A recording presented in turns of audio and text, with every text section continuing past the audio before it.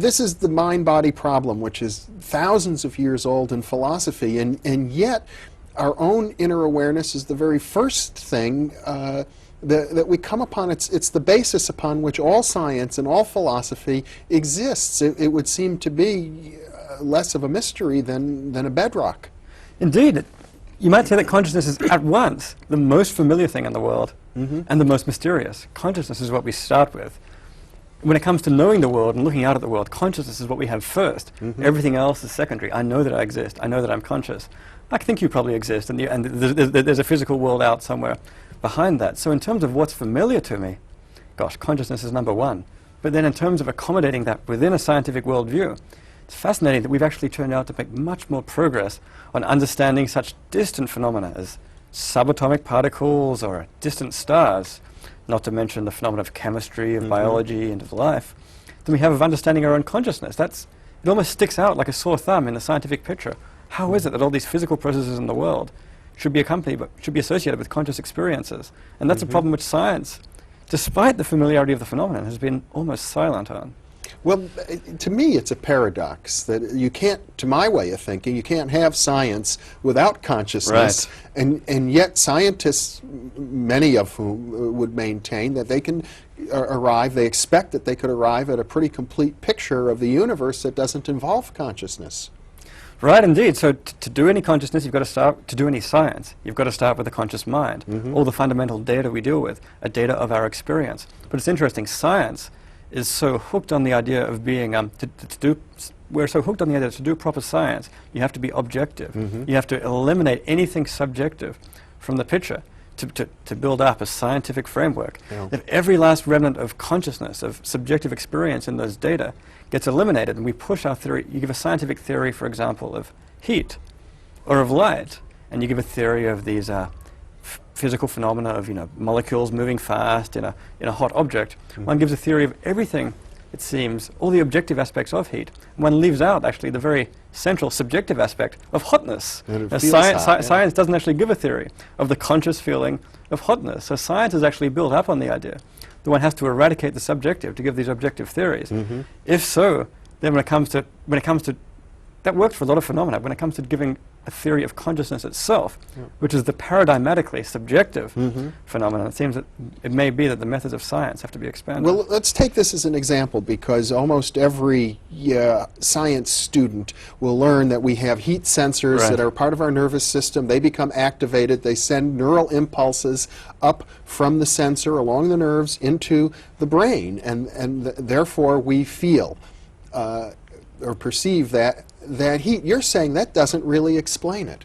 Well, I think that you can tell a nice scientific story about what happens when the stuff in the environment hits the heat sensors. It sends a story up the optic nerve, and something happens in the brain, and some neurons wiggle up there, and so on. And then you said the last step, and therefore we feel it. Now that's the interesting step. How does that happen? How do those neurons firing and wiggling away inside the brain suddenly give rise to this subjective experience of hotness, the feeling of heat? Nothing in the scientific story, it seems, tells you why that has to happen. How does the water of the brain turn into the wine of consciousness? As far as everything in the scientific story is concerned, consciousness might as well not be there, it seems, from the third-person point of view. We might as well just be giant, unconscious automata, zombies, functioning in the world, reacting to those heat sensors, giving little reports like, gosh, that's hot, reacting to it, sweating a little bit maybe and moving away. Why do we need conscious subjective experience in that picture? And classically, the mind-body problem is something like this. How do you take atoms and molecules and physical substances that possess no consciousness whatsoever, and from that derive consciousness? That's the classic problem, as I understand it. That's precisely it. How is it that all of this matter adds up to something as complex and as interesting and as unique somehow as consciousness? That works so well in so many other domains, the method of explanation by reduction, trying to explain, take a high-level phenomenon like life and reproduction and give an explanation of it in terms of low-level phenomena such as the molecular biology of DNA and how DNA transmits information, stores information, transmits it from one generation to the next, plays a role in the development of an organism. Eventually one gets a developing organism which grows and reproduces and adapts, and one gets a nice scientific explanation of life. That method works so well in so many domains. What's interesting is when it comes to applying that to consciousness, it seems to some extent we're banging our head against a brick wall. When it comes to some phenomena, such as the phenomena of explaining how it is, the objective phenomena of explaining how it is we react, and we talk, and we integrate information, and so on, those problems, which I called earlier the easy problems, right? It seems that the kind of reductionist methods at least have some promise there. When it comes to the problem of explaining why all that physical stuff should be accompanied by a subjective experience, that seems as a different kind of question.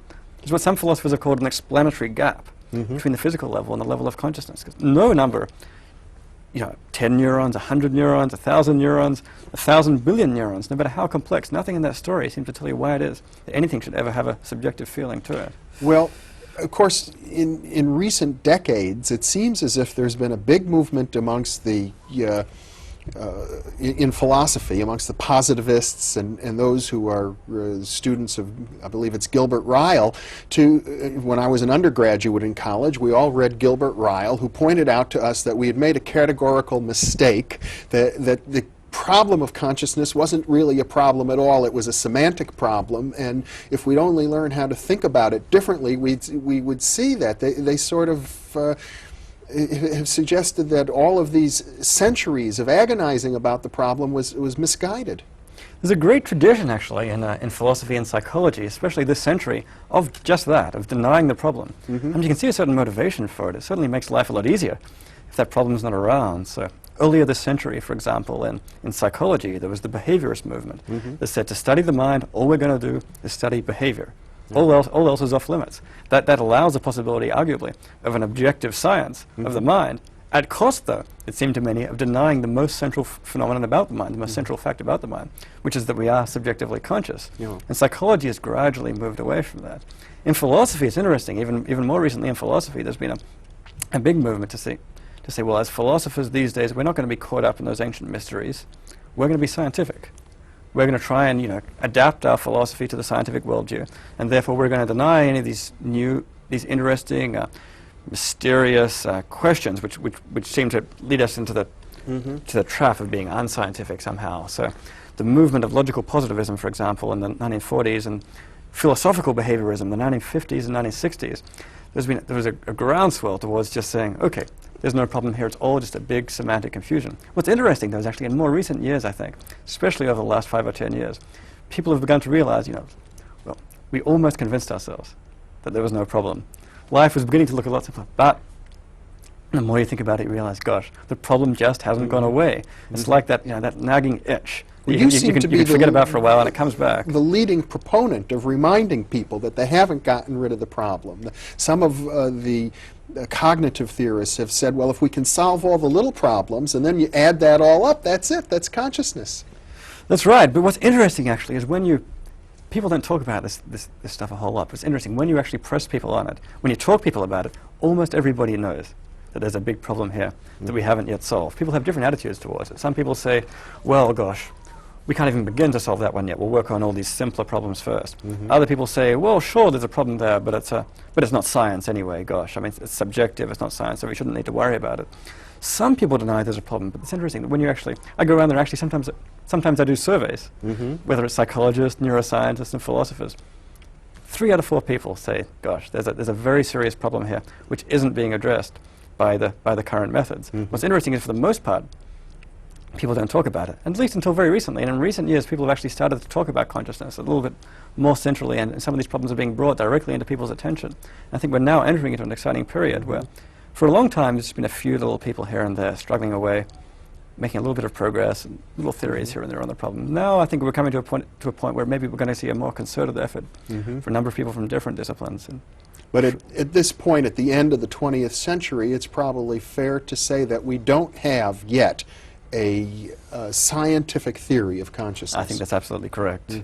I mean, indeed, it's about as much of a problem that can sometimes seem as it ever was. We have a great theory of the brain. Or we don't have a great theory of the brain, but we have a pretty good theory, pretty good beginning theory. We know about neurotransmission. How neurotransmission works, how the different areas of the brain interact with each other, and what area does what, and rough principles of information processing that tells us what's responsible for vision, for language, and so on. Nothing in that has yet given us much insight into why that should be accompanied by subjective experience. And the interesting question, of course, is what it is we have to do, what it is we have to add to a theory to get consciousness in there.